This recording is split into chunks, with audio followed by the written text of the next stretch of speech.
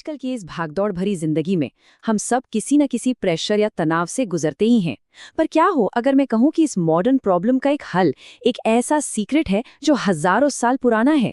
चलिए आज इसी प्राचीन ज्ञान को जरा आसान भाषा में समझने की कोशिश करते हैं। तो इस सफर की शुरुआत एक सवाल से करते हैं। जरा एक पल के लिए सोचिए, ऐसा कौन सा एक डर है जो लगभग हमारे हर फैसले को, हमारे रिश्तों को और यहाँ तक कि हमारी खुशी को भी चुपचाप पीछे से कंट्रोल करता रहता है। हाँ, ये वही डर है। किसी चीज के खत्म हो जाने का डर, किसी को खोने का डर, और शायद हम सबका सबसे बड़ा डर, फेल हो जाने का डर, है ना। ये एक ऐसा डर है जो धीरे धीरे हमारी सारी एनर्जी, सारी ताकत सोख लेता है। लेकिन अच्छी खबर ये है कि इस डर के चक्र को तोड़ा जा सकता है। इसका राज हजारों साल पुराना है, बस हमें उसे आज की दुनिया के हिसाब से समझने की जरूरत है। तो ये रहस्य हमें मिलता कहाँ से है? इसके लिए हमें एक ऐसे सच को देखना होगा जो कभी नहीं बदलता, एक ऐसा शाश्वत सत्य जिसका ज्ञान हमें भगवद गीता से मिलता है। यनेनम वेत्ति हंतारम यश्चैनम मन्यते हतम उभौ तौ न विजानीतो नायम हन्ति न हन्यते। अच्छा, अब इस श्लोक को समझने के लिए सबसे पहले हमें आत्मा के कॉन्सेप्ट को समझना होगा। आत्मा यानी हमारा असली रूप, हमारा वो कोर सेल्फ जो किसी भी बाहरी चीज से, किसी भी हालत से बदलता नहीं है, वो परमानेंट है। तो इस श्लोक का बहुत ही सरल और सीधा सा मतलब ये है कि हमारी आत्मा, हमारा असली मैं, किसी भी तरह के अंत या विनाश से परे है। उसे ना तो कोई मार सकता है और ना ही वो किसी को मारती है, वो बस है, हमेशा। तो अब सवाल ये उठता है कि आत्मा के बारे में इस गहरे ज्ञान का हमारे रोज के टेंशन और स्ट्रेस से क्या लेना देना है। सच कहूं तो इसका कनेक्शन बहुत ही गहरा है।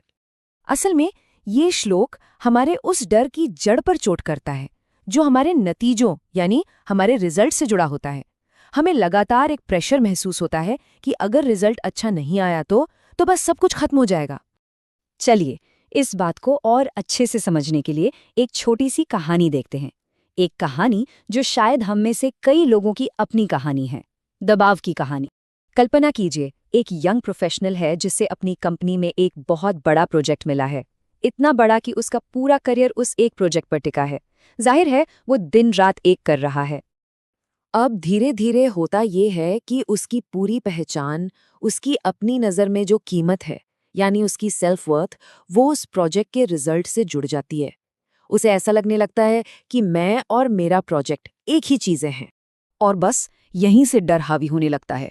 उसके मन में ये ख्याल घर कर जाते हैं कि अगर ये प्रोजेक्ट फेल हो गया तो मतलब मैं फेल हो गया, मेरा करियर खत्म, मैं एक हारा हुआ इंसान बन जाऊंगा। अब यहाँ एक मिनट रुककर सोचते हैं, क्या असली प्रॉब्लम वो प्रोजेक्ट है या उस पर की जाने वाली मेहनत? नहीं, बिल्कुल नहीं। असली समस्या कुछ और ही है। इस डर का जवाब, इस उलझन का हल बहुत ही सरल है। गीता हमें एक बिल्कुल अलग, एक नया नजरिया देती है जो हमें इस जाल से बाहर निकाल सकता है। देखिए, हम अक्सर एक जाल में फंस जाते हैं। हम सोचते हैं कि मेरी कीमत मेरे रिजल्ट से है, अगर प्रोजेक्ट फेल हुआ तो मैं फेल हो गया। लेकिन गीता हमें स्वतंत्रता का रास्ता दिखाती है। वो कहती है, नहीं, आपका मूल्य आपके प्रयास में है, आपके कोशिश में है। रिजल्ट तो आते जाते रहते हैं, वो टेम्पररी हैं, लेकिन आपका स्व, आपका मैं, वो परमानेंट है। आपकी असली पहचान आपका कर्म है, उसका फल नहीं।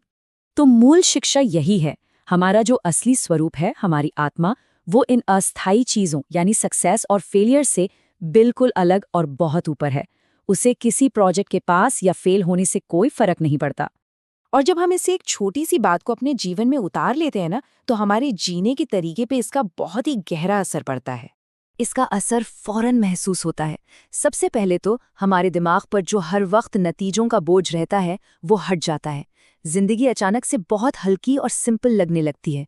डर की जगह एक गहरी शांति और क्लैरिटी ले लेती है कि भाई, मेरा काम सिर्फ अपना बेस्ट देना है, पूरी ईमानदारी से कोशिश करना है।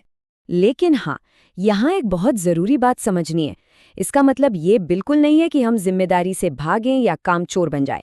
नहीं, बल्कि इसका मतलब है कि हम बिना डरे और बेहतर तरीके से अपनी जिम्मेदारी निभाएं। तो ज़रूरी बात यह है कि पहले हम ये पहचानें कि हमारे पास क्या क्या है। हमारा समय, हमारा हुनर, हमारे रिसोर्सेज। फिर उनका इस्तेमाल करके जिम्मेदारी से एक्शन लें। यही हमारा कर्म है और इसी से धीरे धीरे आत्मनिर्भरता बनती है। देखिए, गीता सिर्फ मन को शांत करने की किताब नहीं है, ये हमें अपनी जिम्मेदारी उठाना सिखाती है। आज हम सबके पास कुछ न कुछ तो है, हमारा समय, हमारा टैलेंट, हमारी जानकारी। अगर हम इनका सही इस्तेमाल करें तो हम आत्मनिर्भरता की ओर बढ़ सकते हैं। जो लोग इस रास्ते पर और गहराई से जानना चाहते हैं, उनके लिए हमने कुछ शुरुआती जानकारी नीचे दी है। तो चलिए इस पूरी बातचीत को एक सरल लेकिन बहुत गहरी सच्चाई के साथ खत्म करते हैं। हमेशा ये याद रखें, नतीजा यानी रिजल्ट कभी भी पूरी तरह से हमारे कंट्रोल में नहीं होता, लेकिन कोशिश करना, अपना कर्म करना, वो हमेशा हमारे हाथ में होता है। और असली आज़ादी, असली शांति उसी कोशिश में है, नतीजे में नहीं।